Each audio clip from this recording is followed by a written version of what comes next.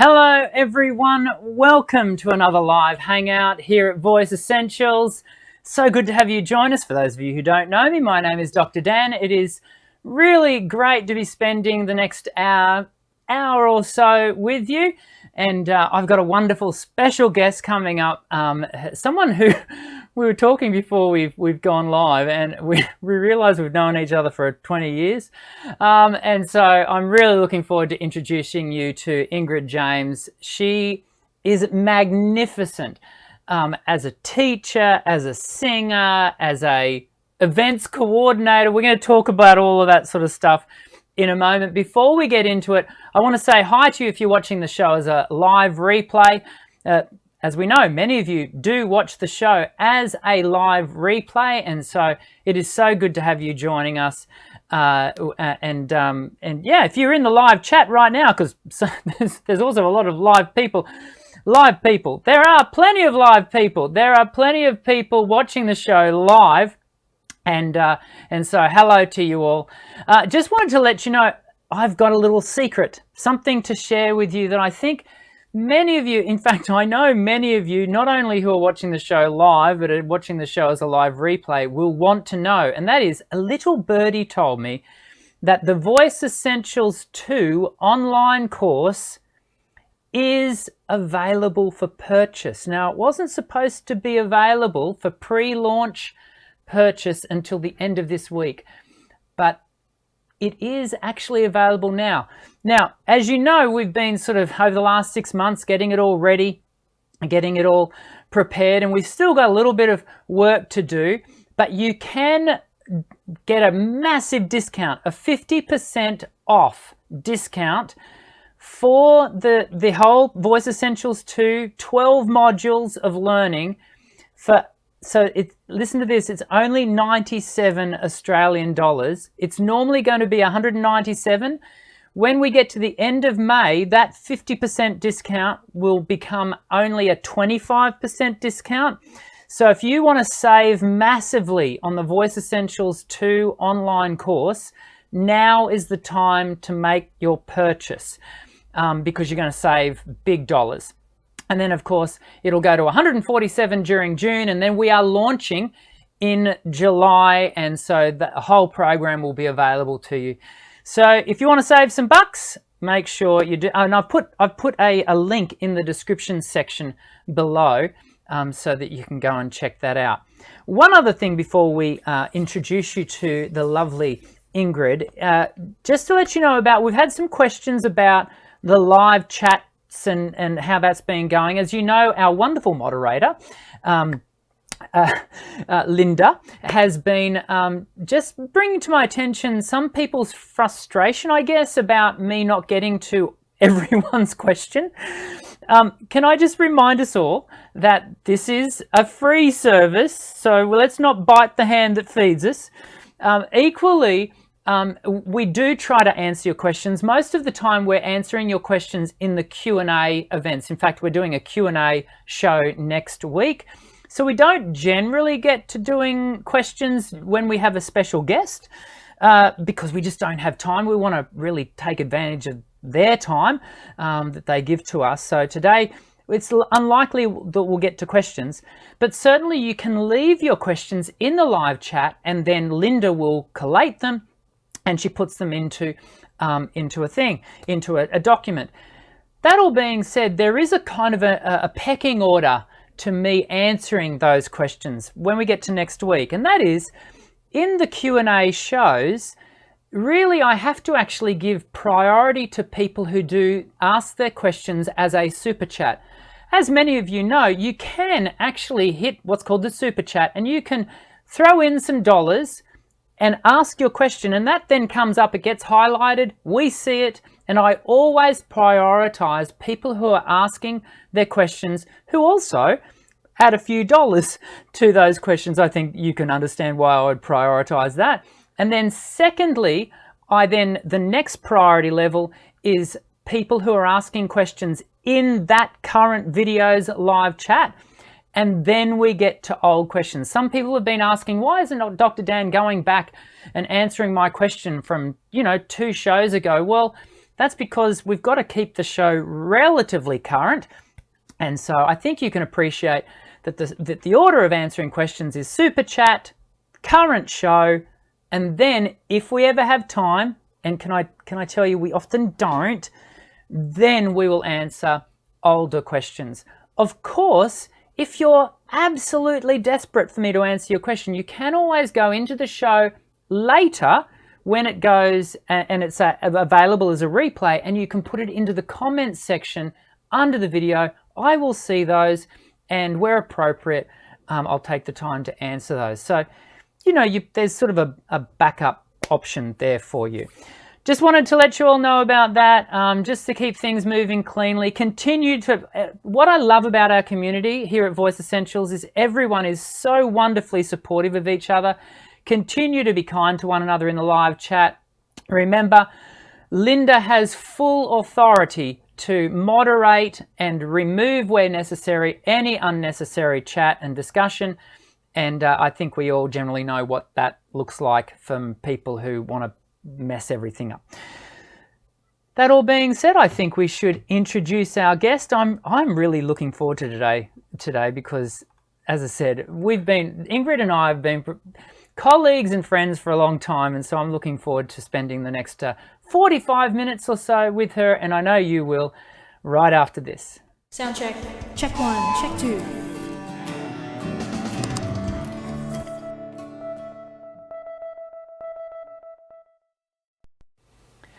Hello, Ingrid.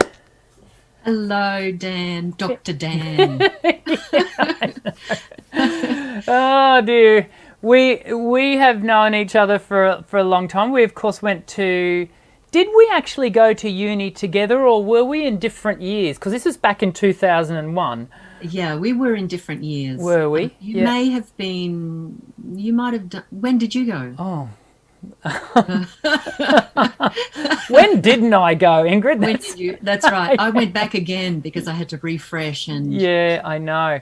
And you did as well. And I did. I spent many a long year at the Queensland Conservatorium. It is so good to have you on the show. Thank you so much for coming on. And really, one of the reasons, as I was sharing with you before we started today, I've wanted to really showcase some of the amazing talent we have here in Australia, and you were absolutely on that list when I was thinking about which Aussies can I have onto the show, who I already know and can make an approach to. I feel honoured. Thank you so much. It's really lovely of you. You are. I don't think it's an understatement to suggest you're a real inspiration to so many singers, particularly here in Brisbane, but of course abroad, because you tour and you perform and record, and your discography is always growing. It's impossible to keep up with. But I want to sort of cover we're not going to do your career. No, thank you. Justice, but because there's sorry. I'm not used to talking about myself like that. No. But I do want to let's start off by talking about what I think is just one of the most amazing projects that actually started at a similar time to when we first met. It was back in 2001, a thing called the Jazz Singers Jam Night. Which happens, am I right in saying it happens once a month? Yeah, once a month. And it used to, at different times, various venues that I I hosted the Jazz Singers Jam Night in, wanted to make it fortnightly or weekly. And I said, look, I don't think it's going to be something that can be viable. Yeah. Although I really do think it can be, but I think that it creates a sense of occasion by having it once a month. Yeah. Because I have 12 singers on each month, and they sing 2 songs each. Yeah, right. And so that's a big night. Yeah. And of course that night is just sort of talk us through what you're doing with it, because there's actually a real wonderful ethos that sits sort of underpinning it all, doesn't it? What? I guess we could ask the question: what motivated you to start this thing? Yeah, it's a good question. Well, I think because I actually was a little frustrated when I went to some concerts. Some international singers would come into town, and I'd say to the promoter or the person organising it, why aren't we having a workshop with this visiting artist? And that person said, well, it's just too hard, to get people together and get them to come to a workshop and make it financially worthwhile, et cetera, et cetera. So that was one reason. The other reason was because I found that sometimes singers can be really overprotective of their knowledge, in those days anyway, and that they weren't so open in exchanging and sharing, their knowledge. And I was a bit frustrated with that as well. So I thought, well, what better way than to start up a jazz singers jam night, and we all learn from each other. And when there are special guests in town, I can organise and facilitate a workshop for a building community, but also to so that the audience will learn to appreciate the art form itself, which, vocal jazz, because it does get a bit of bad press sometimes. Is he or she really a jazz singer or not, and all that kind of stuff. But just to watch it live and to see the process of how people, learning how to work with people they've never worked with before, and band lead, all the things that you don't really learn in a studio necessarily. You can learn to a certain degree, but I really wanted to use it as a learning tool for myself as well as for others, and to experience a live bandstand experience. Yeah. I think I'm right in certainly this tends to be the rumours around Brisbane that quite a number of young singers have kind of got their start, if you like, by participating in the Jazz Singers Jam Night. I always have to really make sure I get that right. Yeah. You, as a result, have obviously worked with a lot of people who are, just starting to perform, and I dare say some performances over the years some performers who you have had over the years, it may well have been their very first time standing up to sing in front of a crowd or an audience. It's very true. Yeah. What was the question? I've got so much to say about that alone. But. Yeah, and I want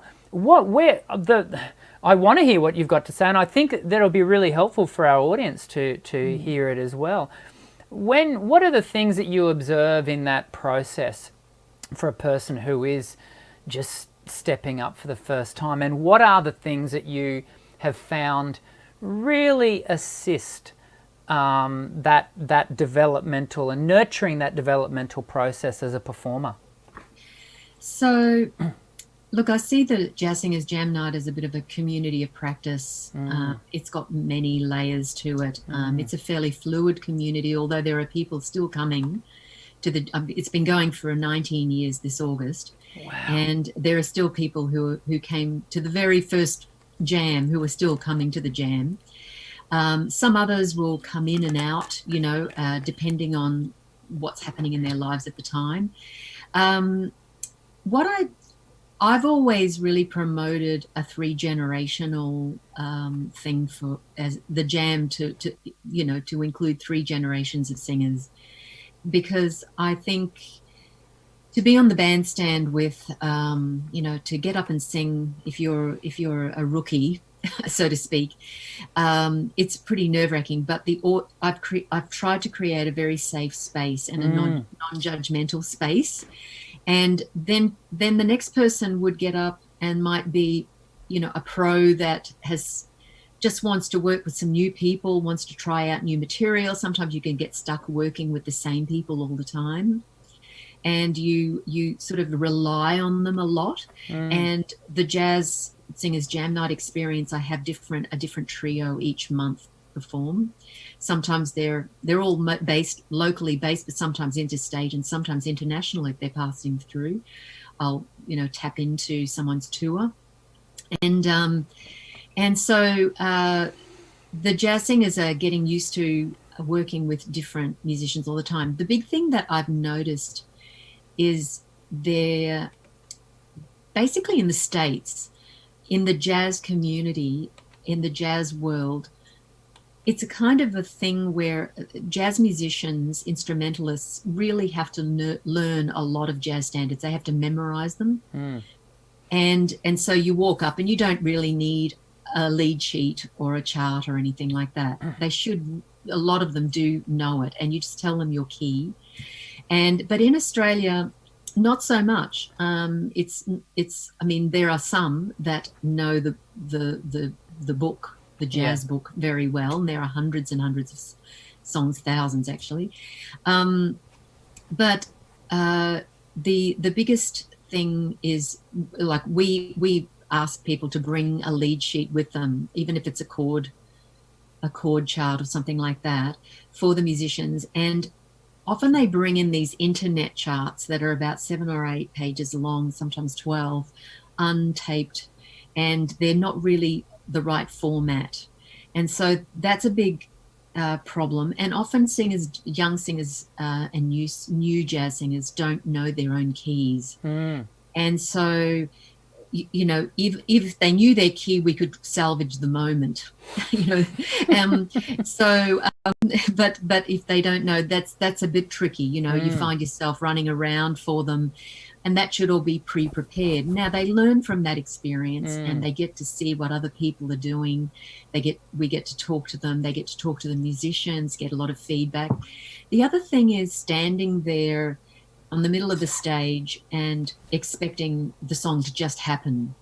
They don't know their tempo. They don't know how to explain the feel of the song, whether it's a 16th feel or a 12/8 or a ballad or a swing ballad, a straight ballad, or whether it's a bossa nova or a samba. They really aren't or whether it's got a funky feel, they're really not sure what feel they're listening to, because they're not thinking critically about that. And then they need to count the band in, because the band has never, the musicians have never met the singer before, so they're not mind readers. And that is a common thing that they really don't count in. And so then they look at someone, or just look straight ahead, like they don't exist behind them. And so what ends up happening is the band will do it themselves. They'll count it in themselves, and then the singer will complain afterwards about how it felt wrong, and it was the wrong tempo and probably the wrong feel. So those sorts of things are traps for new jazz singers. But for experienced jazz singers, we can get into the trap of doing things the same way every time, and having the same set of kind of not really challenging ourselves if we're working with the same people all the time, and we don't really sort of stretch ourselves. So it's for that mightn't be an issue, but there are other issues for more experienced singers. That makes sense. It certainly. One of the challenges, I've often wondered how you negotiate because with jazz, as you've just explained, there are probably a few more layers of complexity to the performance process than there would be if you were doing rock, pop, indie, country, and even if you are working with a live band, often it's the providing instruction to the band is a little bit easier than the context of jazz, say. Obviously, my thoughts are that would heighten the performance anxiety of the new singer, the new performer. What helpful tips do you have for those who are watching when, people are thinking about taking that first step, and maybe they're thinking that they want to do something not dissimilar to the Jazz Singers Jam Night, and they're stepping into that heightened sort of, performance anxiety space. Well, that's right. I guess it's really speed of thought. Having a few set rules that that are going to work, and then your speed of thought, if in the moment, if that doesn't work out for you somehow, and your anxiety does take over, and it doesn't go in the direction that you want it to go, and that's happened to me so many times. I've had to adapt my situation because a particular musician might decide they wanted to play double time, and this song is really short, and well, what am I, it's a jazz singers night, how am I going to showcase what I'm doing? So I just go with the flow. I try to go with the flow, but that comes with confidence, and as you say, there is that initial anxiety. So the rules, I guess, the basic rules are to be able to count in and know how to count in for a different feel. So if it's swing, there's a certain way to count in. It's the same way every time. And to also be able to internalize your the pulse of the song, so that you can take your time in front of the musicians, in front of the accompanists, you could even use, let's put it this way, you could use body language to do it. You don't have to officially count in and click your fingers or anything like that. You can use body language, so a bit like body percussing or whatever. You can do that as well. I mean, really, they're just looking for a sign that you've embodied the feel and so there are many ways of going about it, especially if you're new at it. And even if you sang a little bit to them in time, they would know immediately the tempo. They would, your foot never lies, for instance. It usually is beating at the right tempo, and your hands will do something strange. So, often musicians, jazz musicians, will look at your feet. There are things that you can do. So the other rule of thumb is that usually a song, you give it an introduction. As the band would give you a 4 or 8 bar introduction. You can just say to them, you don't have to have it all written out. You can just say, could you give me a 4 bar intro or an 8 bar intro? Or just when ready, they could vamp you in, so that when you're ready. And then just in that time, breathe, and you don't have to come in, even if you've got a teacher who helps you, and then you get there and nothing goes to plan and your nerves take over. You just let it roll through until you're ready. Yes. Until you can hear the key. Because I think, and the other big thing is practice in the key that you're going to sing it in, because often singers will just practice with what they're listening to, a person's version, which may not be their key. Sure. And so there's no muscle memory, and they're a bit confused. And you also just get used to that key, and you can hear it, and you can hear the chords behind it without just by osmosis.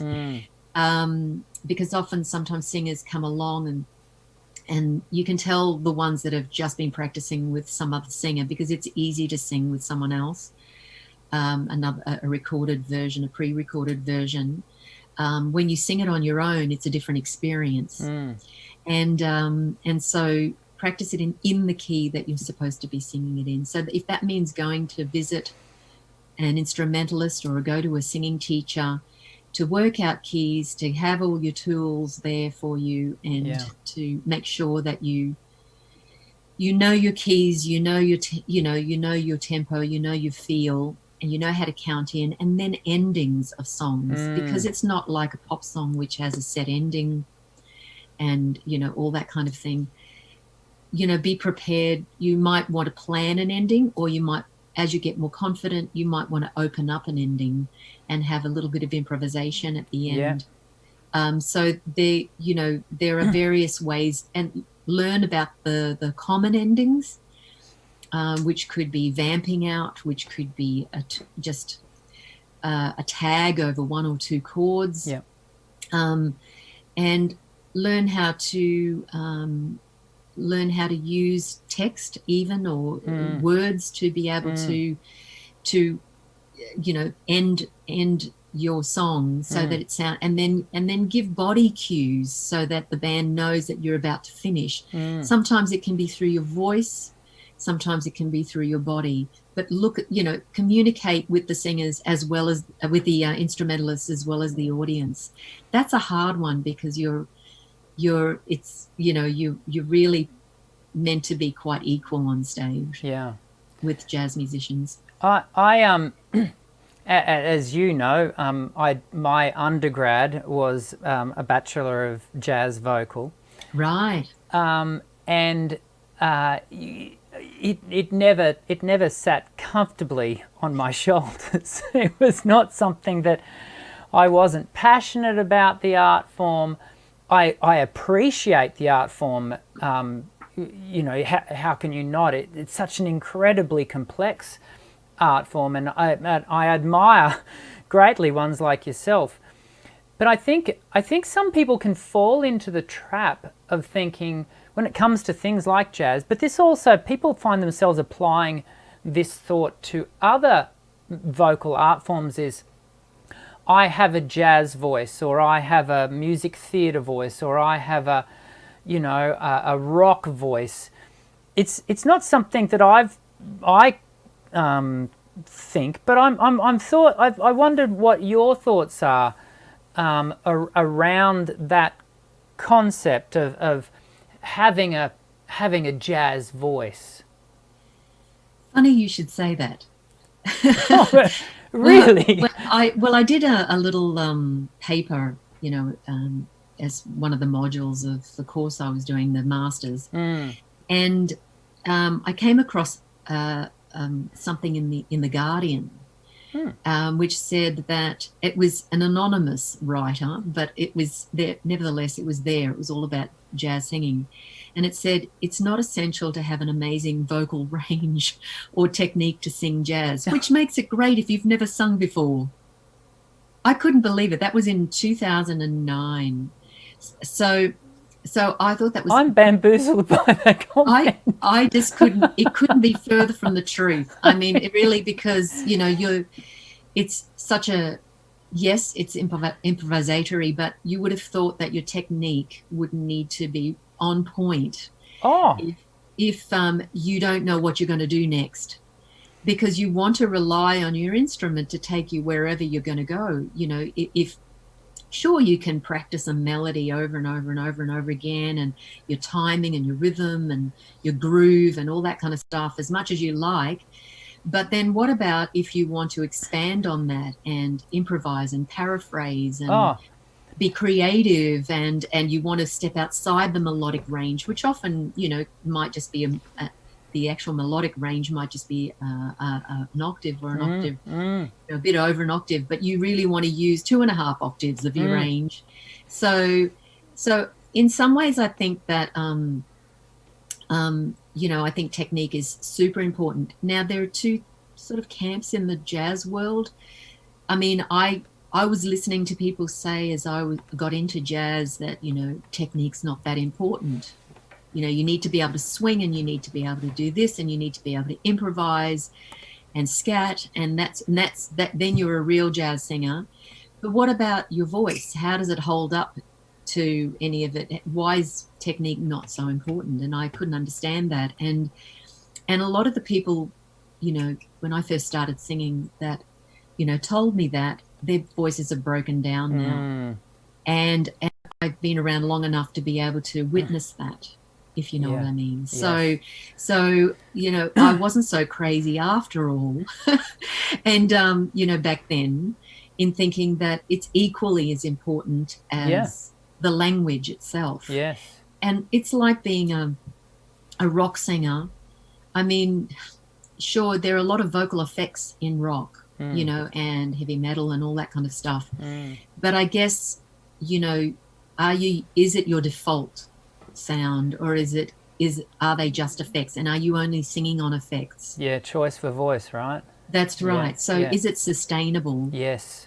Etc. So all those things longevity as well. Like, Yes. I mean, touch wood, I've still got my 3 octaves, and I can tap into those if I need to. Although I have to say, it doesn't matter how much you've studied this stuff and how much you've paid your dues, you still have to recognize that you've got to keep lots of balls juggling, At the end of the day, we are a biological instrument. We are. That is going through the phases of aging. I know. And women face more challenges in that than men. But yeah, it is a time-driven process, and you do have to stay on top of your game. You do, but I think we're all the same when it comes to other factors like, allergies, reflux. Yes, we were talking about our lunch-driven reflux just before. Lunch-driven reflux, because we shoved it down before, just, well, that's, one type of reflux. But there's also, a lot of males tend to lift heavy things and get a hernia, and they can get gored or GERD, and there's so many other issues, I mean, that affect us all. Yes. And of course, just anxiety, I mean, that's not exclusive to women. Although in the old days, they used to try and associate it only with women. By calling, globus sensation, globus hystericus. Oh, I hadn't heard that before. Yeah, globus hystericus, for mainly women suffer from this. Okay, right. But not anymore. It's an equal, know.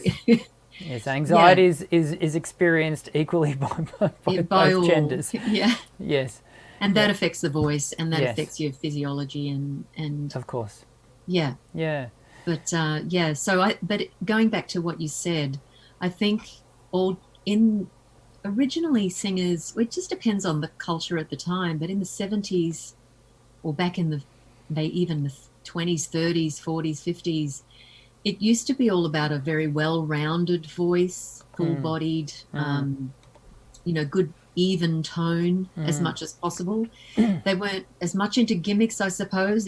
But someone like Billie Holiday obviously wasn't 100% well in herself. She was, a drug addict, and that affected her voice. She probably had Reinke's, edema and all that kind of thing, which you could talk about later. Almost certainly. Yeah, which, a lot of marijuana users get, and people who smoke, because it changes things. That could be a very good question for people to answer, people to ask about. But but then later on, things changed, I guess, and a very airy quality came about with jazz singers, a very sexy, airy quality. And if I remember having occasionally singing like that, and people saying, "Now you sound like a real jazz singer," when I sang with a more whispery, airy quality, which kind of is a bit annoying, because that's just basically another effect. Yeah. And then but as I always like to promote a kind of a balanced, clear tone as a default, and then sort of put some effects in around that, but be aware that of how much you're doing. And it's interesting, because when I think of two other friends of mine, people who I think you would know, I think of who I admire as jazz singers. I think of Renee Suddy, who is just the most amazing musician and singer. And I think of Craig Burnett, who is the lead vocal from Scat. And both of them, I wouldn't classify as that sort of classic quintessential husky, breathy tone jazz singer. Well, it's kind of changed a bit again since then, and because I think, depending on what camp people come from, but at the conservatoriums now, it's all about cross training. Yeah. And being able to You know, be able to sing when you teach. At least you should be able to understand what the setups are for musical theatre, for rock, for pop, for jazz, etc., etc. And but essentially, and even classical singers, you know, to be able to understand what the setup is. You know, if someone's coming from a classical background, wanting to sing contemporary, different muscle groups, you know, all sorts of, you know, just the balance of everything is different. Yes. But there are a lot of commonalities, you know, as well. So I guess stylistically, there are differences with jazz in that I think we have a slightly wider pharynx, slightly wider, neutral, you know, we try to keep everything nice and forward as well because for sustainability. And because, you know, we don't promote shouting because a lot of the, you know, we don't promote yelling in jazz so much. Usually when singers come to the jam nights from other genres, they end up yelling. They basically are shouting. And it doesn't fit the lyric. You know, if you're singing, you know, something like, you know, My Funny Valentine, or, you know, some very romantic, intimate song, shouting sounds like you're singing at someone rather than to someone. So that's a really important thing to think about. And mic technique obviously comes into play here. Yes. With that, knowing how to use your airflow with a microphone. But, you know, this has been something that's been argued about for a long time. What is a jazz singer? And gosh, if I, you know, way back, I mean, I've got to say that it's the most argued thing. And even today, it's the most argued thing. But basically, you know, you have your pop-derived jazz singers, the ones who love the tune and find out, oh, that's a jazz song, and I'll just sing that, but in a pop kind of fashion. And there is an audience for that. You know, it's not wrong. Robbie Williams. That's right, Robbie Williams. And then the quintessential jazz singer, well, there are a couple of different camps there, and that started, it was pre-50s and post-50s, 1950s. And, you know, some people didn't want to go down the bebop kind of line or the fusion line or the jazz rock line or anything, because they thought that wasn't real jazz. You had to be singing from the Great American Songbook. And then you've got other people who say it's just a process. You know, just, you know, you learn about harmony, you learn about rhythm, you learn about the chords behind the song, and you recreate, reconstruct melodies, either by paraphrasing or through scat language, and that kind of thing. And that you do a solo like a guitarist would do a solo. You do a solo with your voice over the chords of the song. And that sort of tends to push it over to the line to the more serious jazz singer, if you know what I mean. And then some are just amazing freaks, you know, who, you know, come out of the embryo, who can do all that without any training. And they're the sort of people that I watch with great envy. Same. Who's the guy in England who he uses a lot of Ableton, and he looping and stuff like that. You know him. He's up there a lot, doing multicam. I know the one. I do know who you're thinking. I can't. I'll think of him. Yeah, he was kind of one of the first people to do the multicam thing. He'll come to us. He'll come to us. He just recently toured through Australia last year. He did. You know who I'm talking about. I do know who you're talking about. Yeah. And he is a freak of nature. He's a freak of nature, isn't he? If only we could think of his name. It's terrible that we can't. This is age. Too many things going on in our right. heads. That's it. Yeah. The name is right there. We'll come back to it. We'll circle back to it because his name is worth mentioning.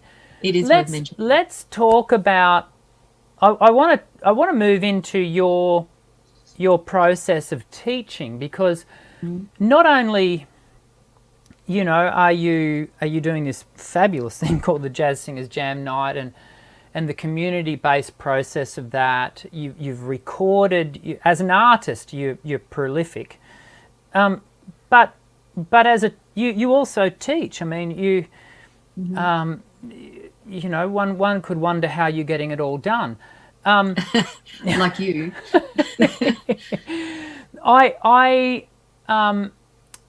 You know, when it comes to your teaching, how would you describe yourself as a singing teacher? Because I take it that you teach a lot of jazz singers. It's kind of your thing. How do you describe yourself as a teacher, and from what sort of base, you know, do you teach? Well, I teach. Okay, yes, people know me as a jazz singing teacher, but it's not all about style. It's I teach singer-songwriters, soul, funk, pop. You know, but when it comes to musical theatre, I tend, unless it's just a bit of a red herring in the repertoire, like a student who wants to, you know, just have a bit of balance in their repertoire for an exam or something like that. With those, it's fine. I'm happy to teach them everything they want to know. But if somebody has a burning desire to be a musical theatre singer, I tend to refer them on, because there's that amazing trilogy of dance, acting, singing, and contacts.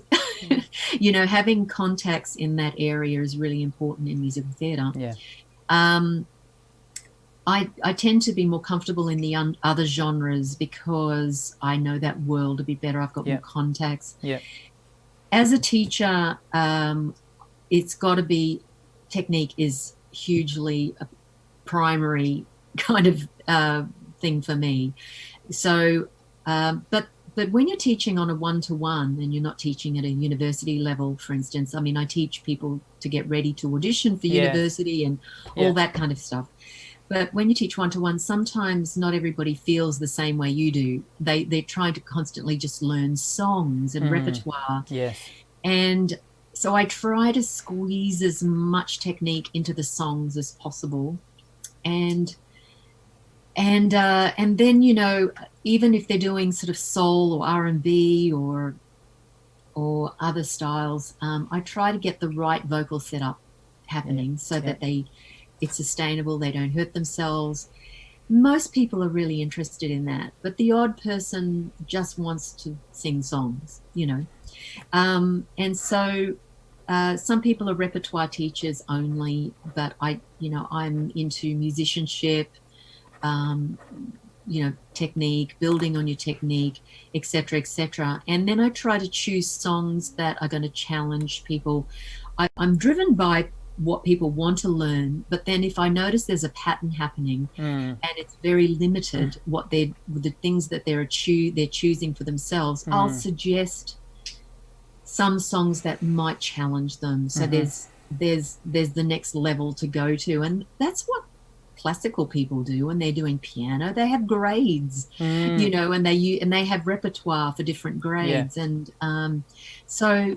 And then with musicianship, I try to incorporate technique and musicianship together and also learning the feels that they're interested in within the genre. So that means having scales or licks or whatever in different feels. So those feels will settle into their bodies a little bit better in 12 different key centers, so it extends, so they're working their whole range. And then also musicianship, like having, you know, doing lots of different patterns and whatever with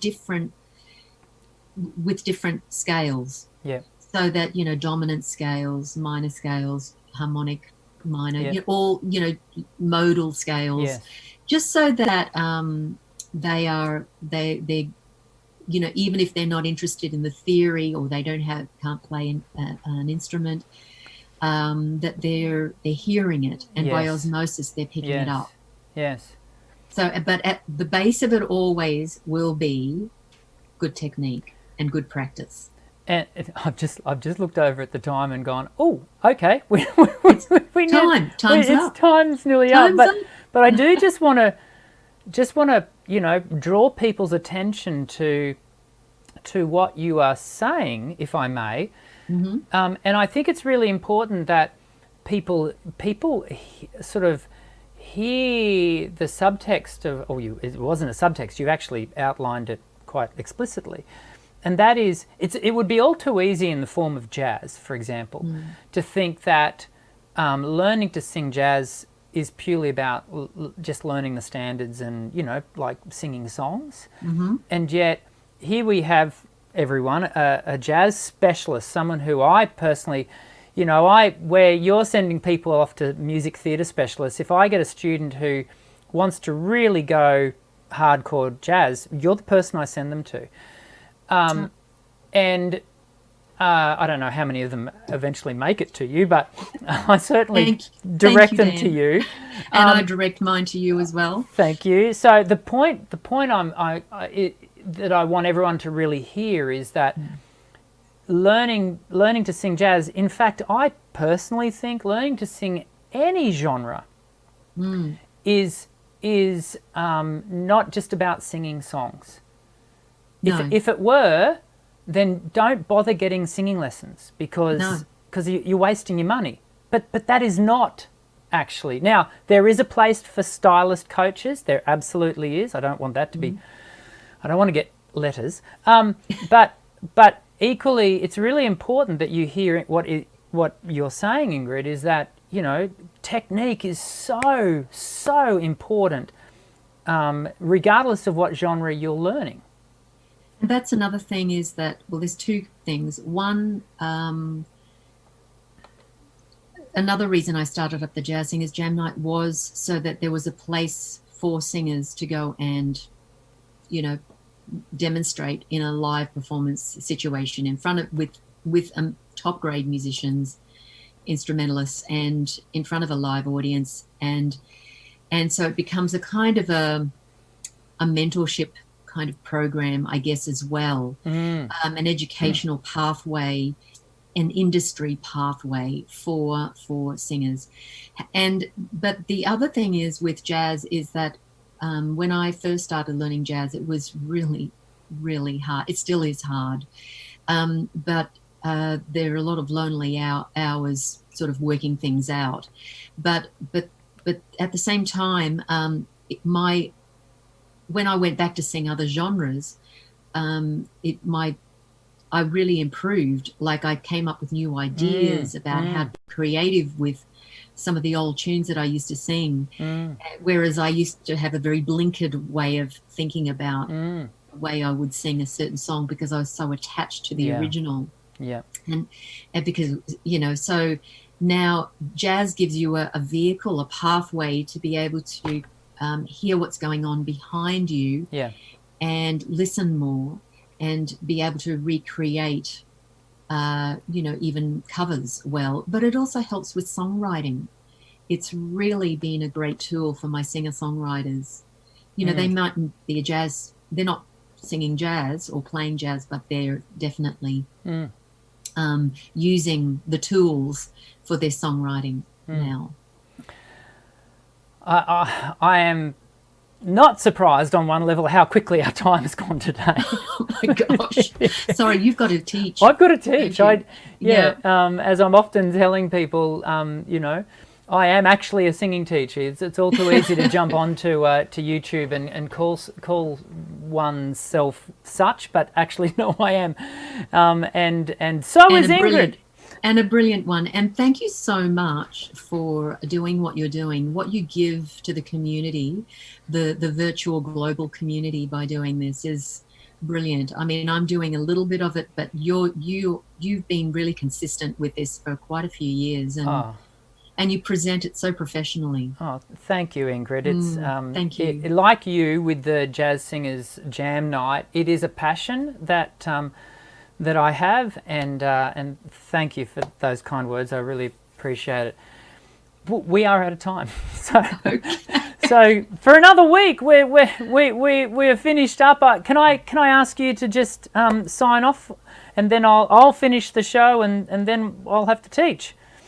Well, thank you so much to anyone who's listening. If you've got any questions, please type them in the comments, or however you want to communicate with Dr. Dan, and he will answer them for you, or I can help in some way. And good luck on your with your journey, whichever genre you're doing, but don't completely diss jazz, because it is a good vehicle for other genres. And thank you to what you're doing, Dan. Thank you so much for having me. I feel very honoured. Thanks. Thank you so much for being on the show for us, Ingrid. It was so good to have you with us. Ladies and gentlemen, I promised you a very special guest, and that's what we got today. Please jump across, have a look at, in fact, I meant to actually show her website earlier, ingridjames.com. Go and have a look. The link's in the description section of the video today. When I say this lady has, I don't know how she gets it all done. You'll see it when you go to her website. Go and check it out. If you are in Brisbane, a small group of you are, go and check out the Jazz Singers Jam Night, and maybe participate. Get in contact with Ingrid, and she'll be able to tell you all about it. That's all we have time for today. It's been I really, really chucked a lot into today's show. We will be back next week. Of course, we do these live shows every Monday, 1 p.m. Australian Eastern Standard Time. And we always look forward to your company. We will be doing a Q&A show next week. And so we're going to answer your questions. And so I hope you're able to, let me just jump over here. I hope you're able to come and join us then, because they're always a wide ranging show. We talk everything technique to performance to global pandemics, and I hope you can join us then. Don't forget to hit the thumbs up button, subscribe, and hit the bell notification so that you always receive notices for when we do go live. But I look forward to seeing you next week. I'm Dr. Dan. Sing well.